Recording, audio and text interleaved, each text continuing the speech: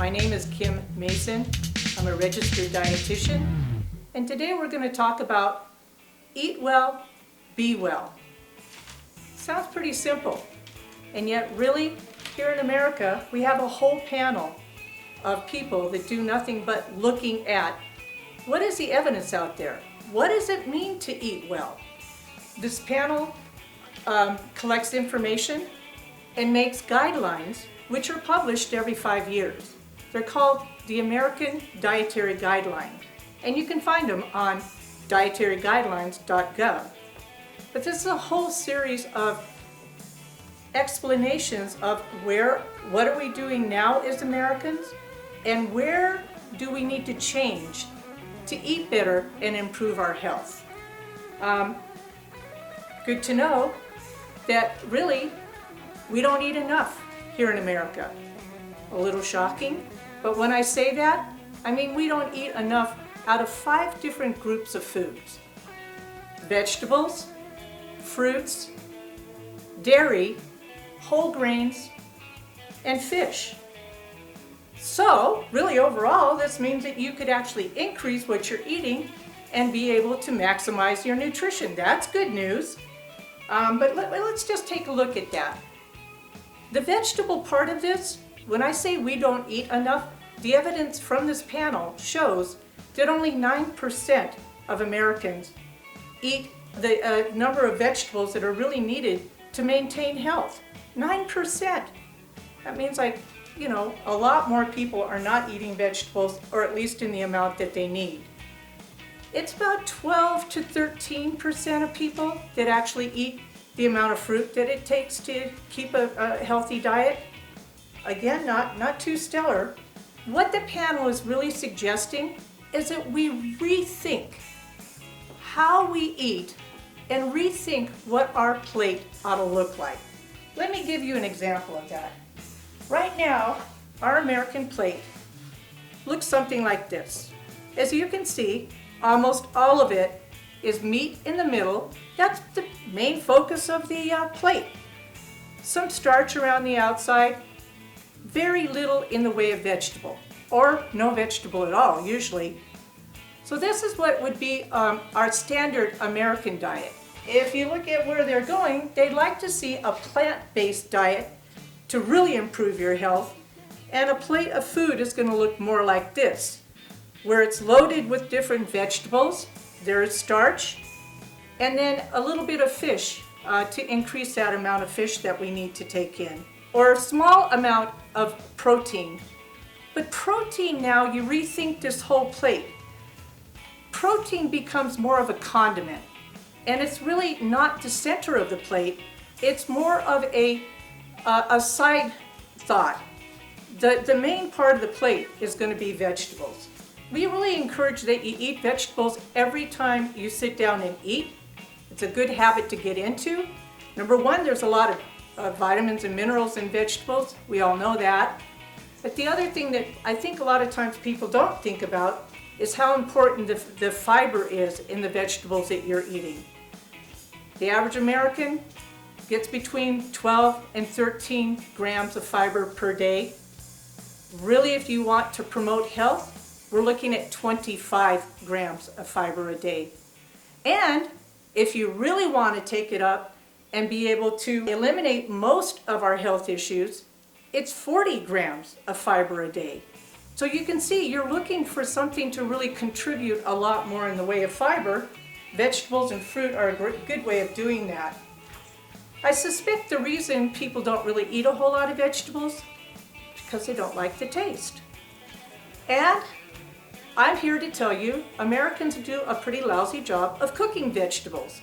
What I would encourage that you do instead of just mainly what people do is steam a vegetable.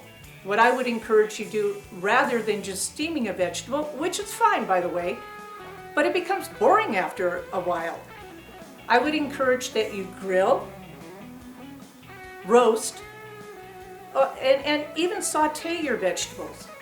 Vegetables are screaming to have a little oil added to them. Preferably olive oil is a very good oil. Toss them, season them a little bit, throw them on a grill, put them in a roasting pan, or even sauteing them, you're really bringing out a lot more of the flavor of the vegetable. And I think you would like the vegetables a lot more. Other opportunities to incorporate vegetables are as if you take vegetables and add them to things you're already eating. Casseroles, pastas, that type of thing. That gives you another way of having vegetables. So I'm going to show you another way, maybe a thought that you hadn't had on how to incorporate vegetables. We're going to make a pesto. Pestos are great because they can go over the top of other vegetables on the plate or starches. They can go into pastas. This one is going to be a spinach. Now, this could be any kind of a green. A traditional pesto is usually with the basil, but you can also use things like arugula, kale. Any green would work great in a pesto. I recommend that when you start, that you actually you cook your greens just a little bit so that they wilt, and that actually gives them a lot more nutrition, and it makes it easier for you to be able to get the pesto the consistency you want. So this is about a cup, 2 cups of greens. You can also add in the garlic. I'm going to add 2 cloves. If you're a garlic lover, I would bring that up a notch. And then a nut. Today we're adding almonds, but this could be walnuts, it could be pecans, given a certain, given whatever green you're using, whatever you think is going to complement that green. You add the nut in, and then some olive oil. The olive oil is about 1/3 of a cup, so you can be generous with it. And whip it up. And it turns into a beautiful pesto. Let me just show you what this looks like. In this case, I think I would add a little bit more in the way of the oil, or minimize the liquid. But this is an easy thing that if you pour it over the top of hot vegetables or noodles, it'll work itself right into that dish. So that's one way of using vegetables and actually being able to get something different rather than the boring way we eat vegetables here in America.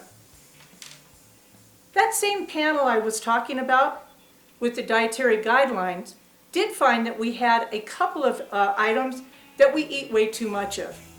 Nobody's surprised about that, but one of them would be in the way of sugar. Sugar is something that most people don't add sugar into their product, but they don't think about the amount of sugar that is already added into the products that they're eating. The recommendation, this is a new one, at least for the dietary guidelines, because they've really never recommended an amount of sugar before the last guidelines were published in 2015 to 2020. But the recommendation is that it's about 10% of your calories.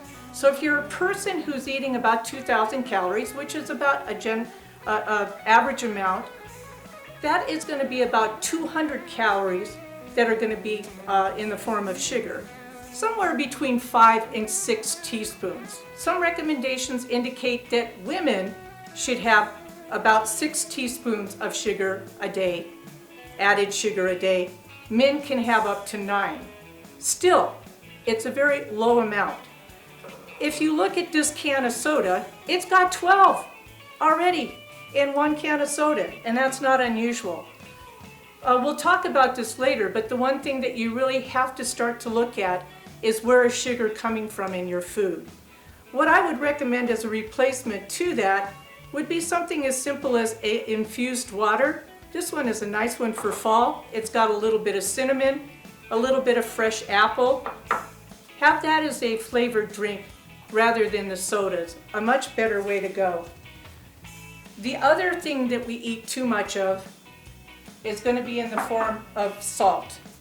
Again, a lot of times people don't salt their food, but salt is in all of our food. Anytime you have a packaged food, you're going to find there's a level of sodium in that food. It's always a good idea to eat things fresh or whole. and skip the packaging. That way you know you're skipping on a lot of the additives, including salt. But there are other ways of flavoring food. Here's just a couple. Vinegars might be one way that you'd want to flavor a food. Things like lemon is another way that you may want to flavor a food. All of that coming together kind of gives you a starting point of what you can do to really improve your health. Using the dietary guidelines is a really good idea. I encourage all of you to go online. Again, you can find them at dietaryguidelines.gov and get familiar with where are we at here in America and how should you eat correctly. Thank you and be well.